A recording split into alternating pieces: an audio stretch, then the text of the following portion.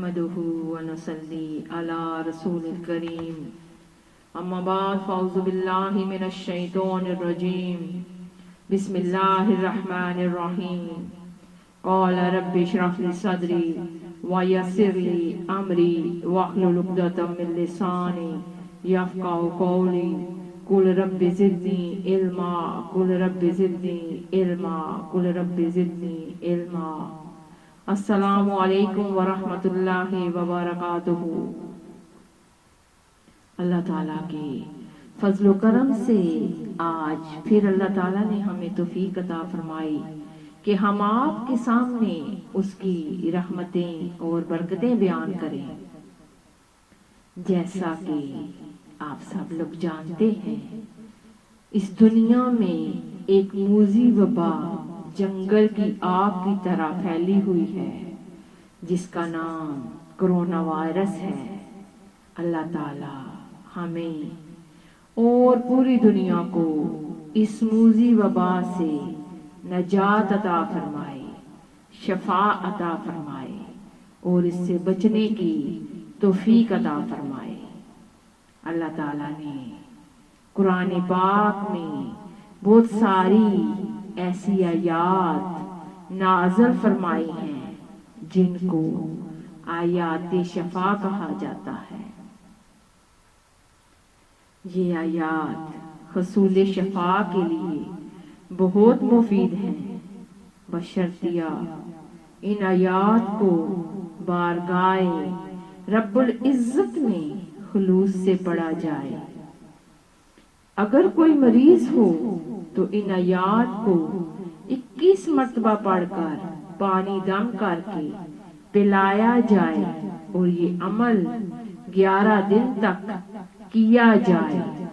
شروع میں بسم اللہ شریف اور 3 بار سورۃ فاتحہ پڑھی جائے تو اللہ تعالیٰ اس مریض کو اپنی بارگاہ الہی میں شفایابی عطا فرمائیں گے۔ میں اب آپ کے سامنے ان آیات کی تلاوت فرماؤں گی تاکہ آپ لوگ یہ آیات سنیں اور ان کو یاد کریں، اور جو بھی آپ کے ارد گرد بیمار لوگ ہیں ان کے لیے بڑے پانی پر دم کر کے ان کو پلائیں۔ اللہ تعالیٰ کی ذات ان کو شفائے کاملہ، شفائے کلی عطا فرمائے گی۔ اعوذ باللہ من الشیطان الرجیم، بسم اللہ الرحمن الرحیم۔ وَيَشْفِ الصُّدُورَ قَوْمٍ مُّؤْمِنِينَ وَيُذْهِبْ غَيْظَ قُلُوبِهِمْ۔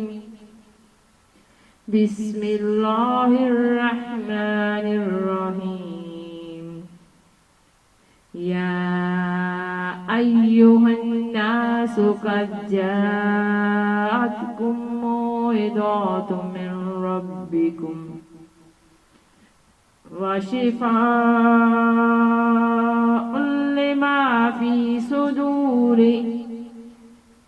وہدی ورحمۃ للمؤمنین۔ بسم اللہ الرحمن الرحیم۔ یخرج من بطونها شراب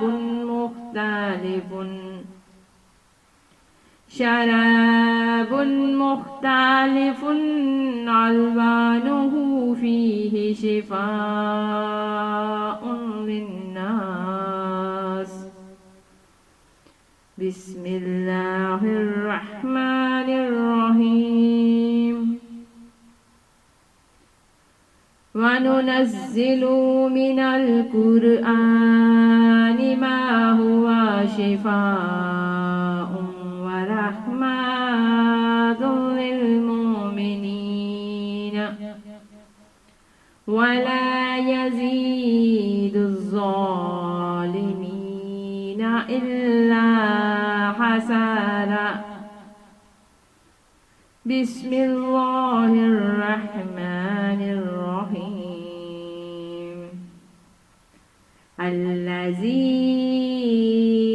سلكني فهو يهديني